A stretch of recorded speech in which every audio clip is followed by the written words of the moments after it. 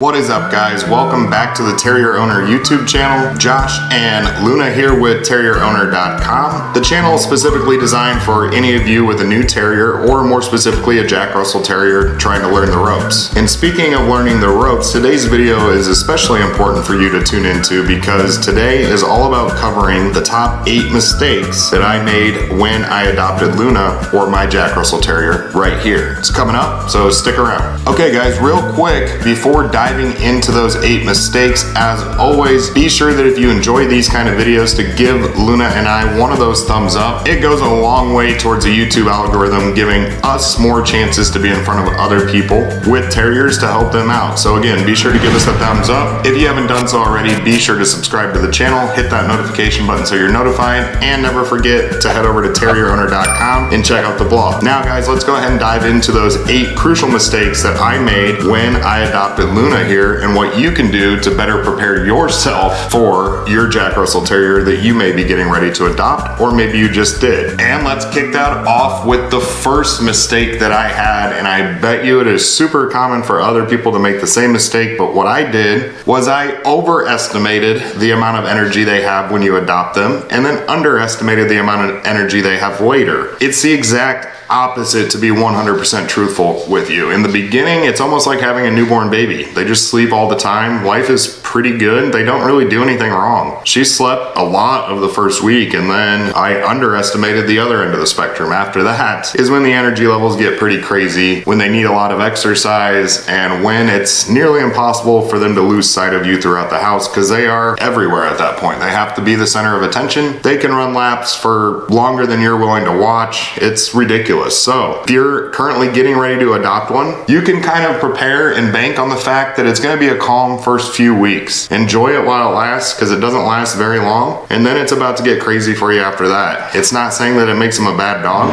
It's just saying to prepare. The more prepared you are, the more you understand that those energy levels are on their way, the better off you'll be. Guys, the second critical thing that I did wrong with Luna that I wish I could have gone back with is I was not prepared at all for having enough toys or enough things for her to do. Again, this plays back into those energy levels. Clearly, you want something that can mentally stimulate them in those situations, but I had no idea how quickly they go through toys, how much fun they have with them, and how much they want you to interact with them with any kind of toy. It can be tugging on a rope, it could be throwing a ball in the backyard, but you need to prepare on having a decent collection of them around, something that can keep them busy and something that can occupy their mind when you can't hang out with them all the time. So what you can do differently from me in that situation is just have a good collection of decent chew toys for your Jack Russell. It helps promote good teeth health, it keeps them busy, it keeps your shoes and everything else in the house a little bit safer. Trust me, it's worth it. I always have links in the description for a lot of my recommended items. Usually it's something as easy as ordering from Amazon, but if you want to check those out, be sure to check out the description below. All right guys, number 3, and this one's pretty important, and some of you this may not apply to, but you need to do some planning with your yard. I was not prepared in the slightest for this. I had already owned a dog for several years before we got her as our second dog, but 2 different dogs, 2 different mindsets. So these Jack Russells, especially when they're young and you haven't trained them, they do dig. I have a video on this channel specifically dedicated towards talking about digging with these dogs that you can check out, but plan on knowing that they are smart enough to get out of the yard if it's not prepped very well, if it's not fenced in,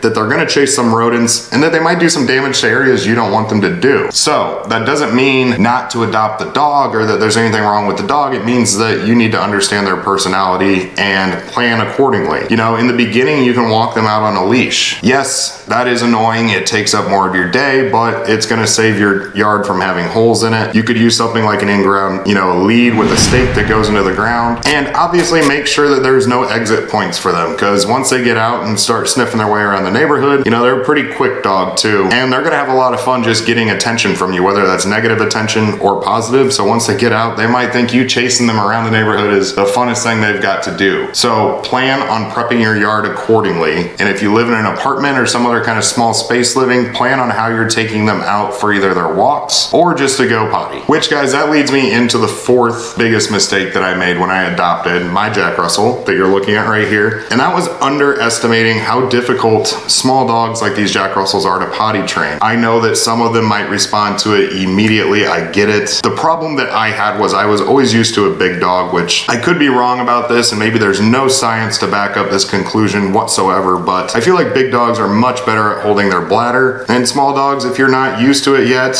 or used to the timing on when you need to get them outside, it can be a struggle. So I struggled with it. It took longer than I anticipated to potty train her, especially for peeing inside. I was just so used to a big dog that I think I made a lot of mistakes. I don't think it's a knock towards a dog. I think I just wasn't prepared and I had to make the adjustments to make it work. I mean, once you own one of these dogs, I mean, yes, they do things that can annoy you, but they're also one of the most entertaining, affectionate dogs you'll ever own. So you take the good with the bad and you learn when to blame yourself for the things that have happened along the way. And when it comes to potty training, it was 100% me not being ready or prepared for it. So do better than me, be prepared, let them out more often. All right, guys, the next one will depend greatly on your lifestyle, but I fully underestimated the exercise requirements for these guys. And I don't know, a hard set rule on how much exercise they really need. Obviously, if you have a really active lifestyle, they're gonna need a little less because they're probably out and about. If they have a fenced in yard, they can run around more, etc. But just seeing their energy levels and understanding now at this point what it takes to actually wear her out into kind of a state of submission. And what I mean by that is she can actually be calm in the evenings and relax. It took more than I thought. I mean, they can go for a run with you. They can walk miles with you. They've got the energy and they want to burn it off. So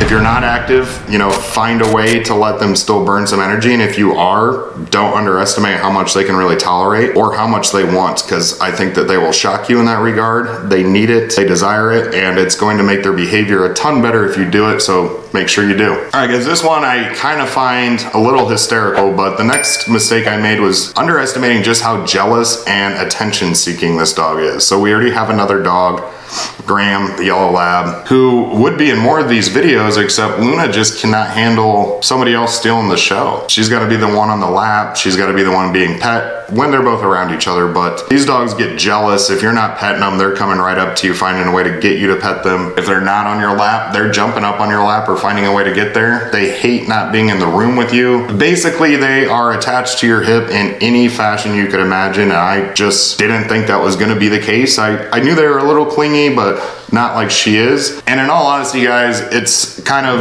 off-putting when it's first happening, but then you kind of learn to roll with it and it becomes one of the awesome traits about them. They're just loyal and want to be around their owners. Or they want to be around everybody else too. I mean, if you have people over, this is a dog that has a very difficult time just being put out of the social circle, so to speak. So keep that in mind. I don't know if you're gonna crate your dog during a social gathering, if they're gonna be out back playing. Wherever they're at, they know where you're at most likely, and they wanna be there. So just prepare for that jealousy to take place. Be prepared for them to want your attention and find a way to steal it, and you'll be in good shape. And guys, if you take all of those things that I made a mistake on and you had to sum it up into like one personality characteristic, I would sum all of my mistakes into one thing, which is simply I didn't realize how much of a big-minded, big-bodied dog this is in a small body. This dog lives much bigger than their body portrays. They're not scared of anything. They want to be around everything, and they just have a personality that matches it perfectly. I wasn't prepared for it, but if you are and that's what you're looking for, it's exactly what you're going to get, and it is awesome. But the more prepared you are, the better, obviously, because you can accommodate much better for them to be happy, and you're not going to get frustrated with some of the things that you're not prepared for in that situation. So obviously, hopefully those helped you out, or the mistakes that I made, and you can learn from them and adjust accordingly for your new Jack Russell. And obviously, guys, I love when you guys comment on these specific types of videos as well. That way we can all kind of learn what we can do better. But what are some of the mistakes that you made with your Jack Russell Terrier that you'd recommend people to prepare for? Be sure to drop those comments for us down below. We love to respond to them and love to hear from you guys. Again, guys, if you didn't give us that thumbs up before, be sure to do that now. It helps Luna and I out out greatly, like we've said in many videos. Same thing with going to terrierowner.com. The URL is flashing across the bottom of the screen now. Be sure to do that. That helps us out dramatically with Google seeing us for more people with terriers as dogs that need our help as well. So be sure to do that. Subscribe to the channel if you haven't already. Hit that notification button so you can tune in every Sunday morning when these new videos come out. Luna and I appreciate all of you. We hope you're having a great weekend, and we will see you guys in the next video. Take care.